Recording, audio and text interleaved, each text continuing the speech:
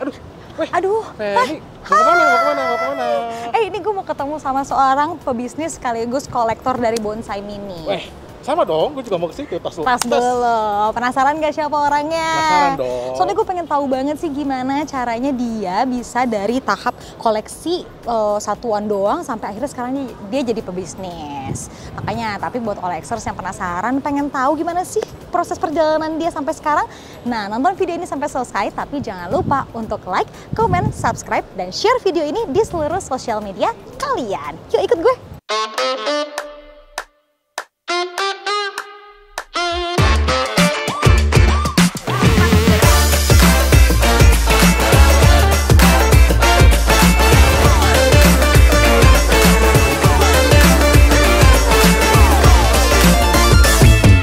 Oke, halo Mas Rama, Halo, Penny. Iya, Mas Rama. Ya. Sebelum mungkin kita mau nanya-nanya nih tentang koleksi bonsai mini atau yang ini sekarang lagi pameran ini nih, yang Mas Rama lagi pajang ini.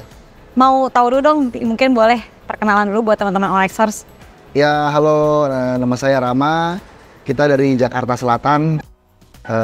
Yang punya koleksi bonsai di sini kurang lebih, ya gitu Pak. Gitu dulu ya. Oke, Mas Rama, ini kita langsung aja kali ya nanya-nanya ya. Aku mau nanya nih, kalau misalkan mungkin dari awal mula Mas Rama mulai koleksi bonsai mini, boleh diceritain nggak Mas?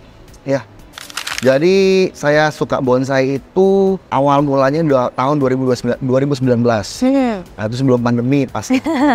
Pada saat itu kan masih kerja, jadi nggak bisa terlalu fokus Mbak. Iya. Masih kerja, waktu masih kebagi sama kerjaan, jadi ya sekedar suka, koleksi beberapa aja.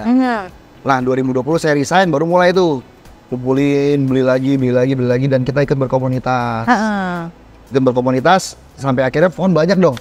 Udah beli, pohon semakin banyak. Coba iseng nih, saya pengen jualin satu. Sekarang jadinya nggak cuman sekedar beli koleksi aja, tapi jadinya ya bikin pameran gitu kan, dijual. Tapi sebenarnya ada alasan tersendiri nggak sih Mas, kalau misalnya kenapa sih pilihnya bonsai mini, nggak tanaman lain aja gitu? Kalau menurut saya karena bonsai itu adalah seni. Oke. Karena saya salah satu orang yang sangat menyukai seni, jadi ini asik aja sih kalau bonsai menurut saya.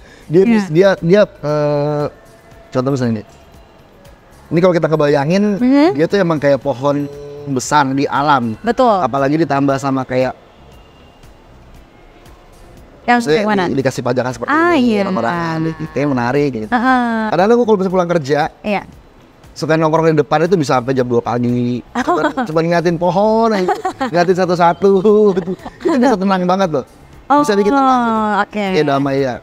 Seperti itu kurang lebih. Nah, kan kalau misalnya tanaman hias mini itu biasanya kan lebih rentan ya Mas ya, ketika dipindah-pindahkan ada ketakutan rusaknya dan lain-lainnya. Itu sebenarnya resikonya di situ juga kan kalau buka pameran ya. Iya, lebih kalau misalnya pindah-pindah lebih ke enggak sih, selama ya nggak banyak getaran biasanya kita wrap ya. Kita wrap biar dia nggak ada. Cuman lebih ke dia kurang matahari. Itu resikonya salah satunya. Iya. Resiko terbesarnya salah satunya ya. Sangat besar resikonya, tapi kalau mati enggak, dia cuma stres. Dia cuma stres, paling kalau misalnya dia kurang matahari, artinya dia ngerontokin daun Mbak. Nalurinya dia, karena dia akan bisa berfotosintesis. Iya. Otomatis dia merontokkan daun. Yang bahaya, yang fatal adalah ketika kita telat siram. Di sini kita seharian nggak nyiram nih. Pohonnya kan walaupun pakai lampu-lampu seperti ini kan, tapi kan panas juga. Iya. Dan dinginnya mulai itu kan dehidrasi juga. Pohon juga sama, kekeringan, ya itu bisa malah mati. Bisa mati ya. Seperti itu. Makanya saya bener-bener ngejelasin sama teman saya yang jaga di sini, ya bener-bener siram setiap hari. Dan bonsai-bonsai ini tau gak, penyiramannya sebenarnya menarik, makanya banyak orang tuh? Daripada kakaknya narik selang, itu akan beratan selangnya. Ketimbang bawa pohonnya ke wastafel atau ke toilet, pakai gayung dicelupinnya seperti ini. Oh, ini nggak apa-apa ya? Nggak apa-apa. Oh, sampai oksigennya itu sampai keluar semua, kan ada bubuk-bubuk keluar. Nanti ada bubuk-bubuknya ya. Keluar, nggak sampai 5 detik atau 10 detik lah. Udah diangkat, saya menyarankan untuk dijemur dulu. Kan kalau mau taruh di dalam boleh, cuman kan palingnya dijemur dulu bang, 3-4 jam lah. Sekalian dia juga nggak terlalu basah kan, nggak terlalu becek, dijemur dulu. Biasanya siang atau sore baru boleh masuk ke dalam. Gitu. Nah ini Mas, ada pertanyaan. Kalau misalkan ini kan Mas Rama kan bikin pameran. Nah selama bikin pameran itu biasanya yang banyak dibeli sama customer itu yang tipe apa sih? Kita ngomong yang bagusnya ya Mbak. Contohnya ini ada Hokianti dan ini Sancang. Kenapa dua ini favorit? Satu, yang Sancang ini daunnya kecil. Daun ini bisa ya? Kecil, seperti ini. Udah halnya sama kayak yang seperti ini kan. Ini Xiaoqi di daunnya sebesar ini. Ini udah kecil loh, tapi masih besar. Kalau ini dia emang kecil-kecil. Tapi dia batangnya gede ya Mas? Iya, lebih bagus, lebih menarik. Iya, lebih lucu sih sebenarnya. Iya, seperti ini. Oke. Satu lagi ini karena ada buahnya. Dia berbuah, buahnya banyak. Ada bunganya juga, ada buahnya. Iya, dia dari bunga, dari buah. Bunga kalau pakai jatuh jadi pentil buah jadi buah. Ya. Gitu. Oke. Yang banyak best sellernya lah ibaratnya, favoritnya jenis ini. Dan kita juga sering rekomendasiin biasanya jenis anting putri, Kak. Ini apa tadi namanya, Mas? Boleh? Ini yang paling mahal di sini. Di sini. Karena ini paling mahal, harus hati-hati dipegangnya ya. Nah, mukanya ini. Oh gini. Oh ini nggak depannya gini ya? Kameranya biasanya mukanya ini. Sini. Ya. Oke. Ini disebut Bisa yang paling mahal. Anting putri namanya. Anting putri. Anting putri. Kenapa anting putri? Karena bunganya kayak anting dia jatuh. Oh. Dan ini lagi nggak berbunga. Oh lagi nggak berbunga. Yang itu ya? Ya. Dan ini bunganya harum. Oh, boleh cium boleh. Oh ya wangi banget. Ya. Iya wangi banget. Kalau di bonsai di komunitas kita belum pembonsai kalau belum punya anting putri katanya seperti itu. Oh gitu. Jadi kalau bisa dibilang sebagai penyuka bonsai mini itu harus punya anting putri. Katanya seperti itu. Oke. Tadi kan Mas Rama bilang jenis anting putri itu sebenarnya salah satu yang banyak dibeli orang. Ya. Nah, tapi dia paling sering best in show juga. Biasanya kalau misalnya kita ada perlombaan atau kompetisi itu biasanya kan yang langka, yang biasanya suka yang suka menang yang jadi juara di luar dari tanaman ya. Kenapa anting putri paling sering menang? Kalau bisa dibilang. Ya itu sebenarnya di favoritnya anting putri lah. Dan kenapa dia menang sebenarnya bukan dari spesies nomor 2 lah kalau menurut saya, lebih ke bentuk dan unsur estetika dalam bonsainya itu terpenuhi. Kalau untuk menang pertimbangannya lebih ke situ, Kak.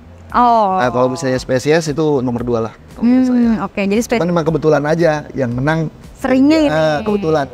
Nah kalau misalnya ini kan sebenarnya bonsai mini itu kan takut, jadi yang paling mahal soalnya nggak berani megang terlalu lama. Kenapa paling mahal dia kenapa paling mahal karena dia udah sampai best in size. Oh jadi udah sering ikut kompetisi ya? Iya, ini kan size-nya 30 cm ke bawah. Oh di komunitas kita bilangnya small. Small tuh 20 sampai 30 cm. Dia yang terbaik. Oh. Di kelas silver atau kelas jadinya. Jadi sebenarnya small itu justru tadi di ukuran small itu 20 sampai 30. 20 sampai 30 cm. Paling kecil tuh berapa Trins? Kayak Shih Tzu di bawah 5 cm. Di bawah 5 cm itu ada ya? Tapi saya nggak bawa poli di rumah. Nggak apa-apa. Ada aku aja cakep. Nah, Mas, kalau misalkan kita mau untuk teman-teman mungkin yang kayak masih pemula di bidang koleksi bonsai mini, itu misalkan dia mau ikut kompetisi, kira-kira apa aja sih yang harus dipersiapin? Pohonnya, Kak. Selain pohonnya deh. Pohonnya paling nggak kita berkomunitas ya. Kalau emang pengen main kontes ya. Kalau emang main kontes, paling nggak kita ikut komunitas. Oke. Atau organisasi yang ada kan ada 2, ada RUI, ada PBBI. Kita gabung, ya itulah. Jadinya biar nggak salah kostum lah. Kita ikut kontes tapi yang dibawa pohon jenis tanaman hias kan ya nyambung. Minimal tahu pohon kontes seperti apa, minimal seperti itu. Nah biasanya kalau misalnya pas lagi seseorang ikut kompetisi bonsai mini, itu biasanya penilaiannya apa aja sih Mas yang akan dilihat? Ada 2 kelas sebenarnya, Kak. Kita perpendek aja sebenarnya, ada 2 kelas. Ada ibaratnya bonsai kelas jadi, kelas konsep atau kelas prospek. Yang kedua kelas jadi. Sebenarnya di atas kelas jadi itu ada lagi tuh, kelas jadi terbagi lagi, ada sub-subnya lagi. Ini saya persimpel jadi 2 aja, jadi dan prospek. Nah itu kalau kelas prospek yang dinilai adalah gerak dasar, Kak. Gerak dasar? Konsep awal. Ini batangnya, geraknya, ini si rimbun ini nggak diliatin. Ini nggak dikasih lihat? Ini nggak dinilai. Memang setiap kompetisi itu nggak pernah dinilai? Kalau kelasnya konsep. Oh kalau kelasnya konsep, ya, yang dinilai itu ada gerak batangnya. Oh ini gayanya lebih kemana sih? Itu yang dinilai. Kalau kelas jadi, keseluruhan yang dinilai. Artinya kalau keseluruhan, ini udah harus sama dengan bonsai, dengan pohon yang ada di alam, tapi murni. Unsur estetika dalam bonsai sudah harus ada semua di sini. Nah itu dinilai, kan nggak semuanya seperti itu. Itulah tugasnya juri untuk memilih mana yang terbaik. Oh, jadi kenapa kalau misalkan biasanya yang dinilai kalau yang tadi apa mas yang pertama tadi? Kelas prospek. Kelas prospek itu yang dinilai Gerak adalah dasar. gerak dasar. Gerak dasar awal ya. Jadi itu kayak untuk melihat proses gimana sih nih si pemilik ini ketika membuat dan merawat ya. Ya, ibaratnya baru sketsa lah, belum pakai cat misalnya seperti itu. Ini gambar apa sih sebenarnya? Oke, gambar gunung bagus, gambar gunung lo. Oke, dikasih predikat baik atau sangat baik. Iya, penilaian ada itu ya berarti ya, ada kelas-kelasnya ya. Cukup, baik atau sangat baik. Oh, kayak itu. Oh, iya. Kalau yang udah jadi, bekas kawat aja itu nggak boleh masih ada, harus udah ketutup. Oh, berarti kayak garis-garis dari bekas kawat itu harus dihilangkan ya? Bukan hilang. Kayak di seiring berjalan waktu dia akan tutup, Kak. Oh, berjalan waktu dia akan membesar, otomatis kan bekas-bekas kawat itu kan akan ditutup. Contoh bekas kawat seperti ini ya. Ini ada bekas cekekan kawat. Iya benar ada kelihatan. Ini udah harus nutup. Oh, itu untuk salah satu bentuk penilaiannya juga ya? Iya, ketika ini saya ikutin kelas jadi nggak masalah. Tapi jadi minus lah. Ini belum jadi tuh. Goresan tangan manusianya masih kelihatan. Oke, kasih baik aja lah. Seperti itu. Ngerti ya. Jadi kalau bisa pas lagi kompetisi itu harus kelihatan seperti dia memang terlahir atau terbuat udah jadi kayak gitu ya Mas ya. Nggak boleh ada kelihatan kayak campur tangan manusianya sebenarnya. Ini gimana tuh jalan ceritanya? Ini kan artinya kan udah bekas goresan tangan manusianya udah kelihatan nggak? Iya. Ini luka ini kan dari kawat, bekas kawatnya udah nggak ada. Iya. Terus rantingan juga udah rapat, udah sampai cucur ranting tahapannya. Jadi kelihatannya kayak alaminya kayak gini ya? Iya, udah unsur naturalnya sudah sangat kental, udah sangat jelas di sini. Oh gitu. Seperti itu. Oh oke. Tapi sebenarnya Mas mau nanya juga nih. Iya. Ini mungkin buat teman-teman Olexers yang masih pemula ya, pengen coba merintis jadi kolektor bonsai mini. Sebelum akhirnya mau ikut kompetisi dari pemula banget nih, masih baru mulai mau jadi kolektor gitu. Ya. Itu biasanya baiknya itu beli langsung jadi yang dari souvenir gini atau beli dari bentuk akar dulu? Proses maksudnya. Iya, prosesnya maksudnya. Bahan lah kita ibaratnya, bahan yang berproses, bahan yang untuk kontes ke depannya seperti itu.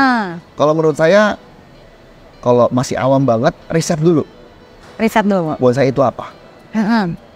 Dan yang bonsai yang bagus seperti apa? Seperti itu, Kak. Ketika misalnya bonsai udah tahu nih bonsai apa, balik lagi ke kantong kita. Karena ini saya buka harga di sini boleh nggak? Boleh. Ini saya buka harga di 25 juta. Itu masih bisa turun harganya. Masih bisa turun harganya. Ini bukan karya saya, tapi ini bukan karya saya. Ini salah satu karya salah satu seniman bonsai yang cukup terkenal, Pak Ruli Panganila. Ini karyanya beliau. Saya dikasih kesempatan beli pohonnya beliau. Tapi sama saya udah 2 tahun ini. Oh, udah cukup lama sebenarnya ya, biasanya dirawat. Baru lah 2 tahun hitungannya kalau kita. Kalau 2 tahun tuh kita suka itu udah lama. Iya, kalau di kita nggak terasa. Oh, gitu. Total 2 tahun, udah 2 tahun aja. Dulu belum setua ini karakternya. Sekarang udah mulai nongol karakter tuanya. Oke, Mas, boleh tahu nggak sih Mas kalau misalnya dari Mas Rama sendiri ada nggak sih tips gimana caranya seseorang mau membuka bisnis bonsai mini? Iya. Ya, mungkin tips dari saya kalau misalnya orang mau tertarik dengan bisnis bonsai ini ya. Kalau saran dari saya adalah harus suka dulu. Harus suka dulu sama bonsainya. Otomatis kan kita akan cari tahu, kita akan riset, kita akan belajar. Jadi bukan sekedar cuma beli 100.000 jual 200.000, sekedar cuma cari cuan. Takutnya kalau seperti itu takut stres. Kalau nggak sesuai ekspektasi sama dia. Jadi harus tahu dulu lah. Sayang dulu sama pohon juga tahu soalnya kalau dia disayang. Bener-bener dirawat dengan baik, dia tahu kalau beneran. Kayak binatang aja ya. Bener nggak itu? Bukan omong kosong, saya emang bener saya ngerasain itu. Sama. Dan satu lagi saya ketinggalan lupa mau ngomong, sebenarnya salah satu misi saya masuk mall ke mall. Itu dia pertanyaan juga tuh. Sebenarnya lebih ke mau menularkan virus-virus bonsai ke orang-orang awam loh. Oke. Kalau kemarin kan pandemi rame tanaman hias. Aku pengen sebenarnya tuh bonsai tuh orang lebih banyak kenal dan memecahkan kutukan yang bonsai itu katanya susah dan mahal. Iya. Makanya saya menyediakan pohon-pohon souvenir ini. Iya. Bonsai seperti ini.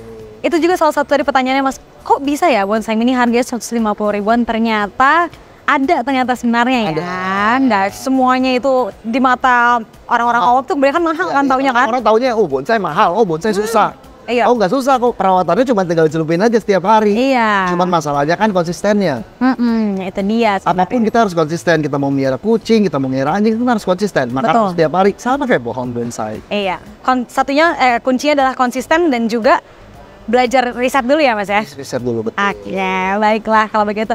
Terima kasih Olexer sudah menonton video ini. Nah tadi juga makasih juga nih Mas Rama udah menyempatkan waktu untuk diinterview dulu. Saya udah mampir ke sini. Iya, yang udah mau bersedia berbagi ilmu ya sama teman-teman Olexers yang mungkin penasaran tentang bonsai mini. Nah, Mas Rama, mungkin boleh nggak sih disebutin sosial medianya Mas Rama? Kira-kira siapa tahu teman-teman Olexers ada yang pengen nanya-nanya nih, gimana sih cara merawat atau belajar sama Mas Rama? Iya, kita ada di Instagram ya, di Instagram Jakarta Bonsai Art.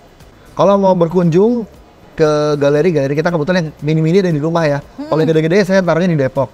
Kalau di rumah kita di Jakarta Bonsai Art juga di Google Map. Bisa langsung. Atau kalau mau chatting dulu di Instagram nggak apa-apa. 24 jam kok. 24 ya, jam. kecuali belum tidur ya. Kalau udah tidur besok ya baru balas. Iya benar sih, nanti siapa yang balas ya Mas kalau tidur. Nah itu dia Olexers buat teman-teman yang mungkin pengen nanya-nanya tentang gimana cara merawat bonsai mini. Apa sih yang harus dipersiapin sebelum akhirnya mengkoleksi bonsai mini atau mau buka bisnis bonsai mini.